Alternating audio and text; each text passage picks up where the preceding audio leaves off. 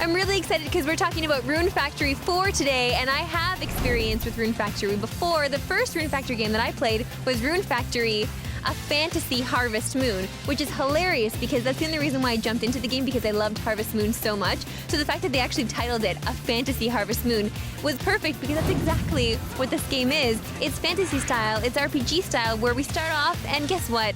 We lose our memory. We play as a character that you choose this time. You can choose as a male or female character. I was a lady, of course. Shaun? Yeah, I went with the lady as well. The first scene is the top of an airship, like in Teddy Ruxpin or in a lot of JRPGs. The first thing you get to choose is, all right, I'm really high up, or whoa, goodness, I'm really high up. Oh, and goodness, I know. so I chose like, oh goodness, I want to be whoever this prissy character is. So I chose and I'm like, oh, of course now I'm the woman. Of course the guy's gonna be like, yeah, I'm flying high, baby. Really offended by that. Your airship gets hijacked. Some bad dudes, some pirates are trying to steal something from you, and they accidentally throw you overboard. You land, you somehow don't die. Because you land on a dragon. You land on the dragon, okay. So the dragon breaks your fall, and the dragon turns out to be a pretty okay dude. I am Ventuswill, the divine wind. What you're doing in this game is you're planting a lot of turnips and selling them in this weird sort of turnip reselling scam that's going on. It's really, listen, it's weird. It's a role-playing game. Not a turnip selling scam.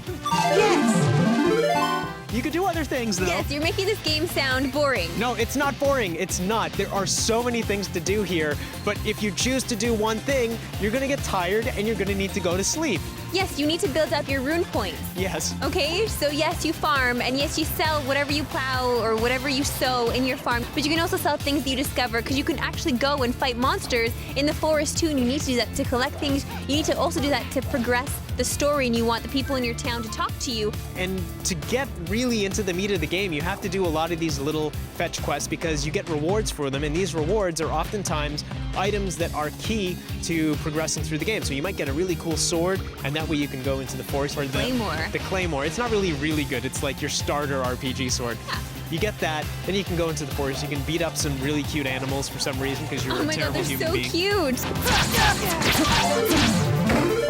There's so much going on here. There's the battle, there's the whole exploration element. You have to mine your own elements to forge items. You have to make your own wood, you chop your own wood. You make your own recipes, you can become a cook. Yes. You hold events for your town, so you bring tourists in.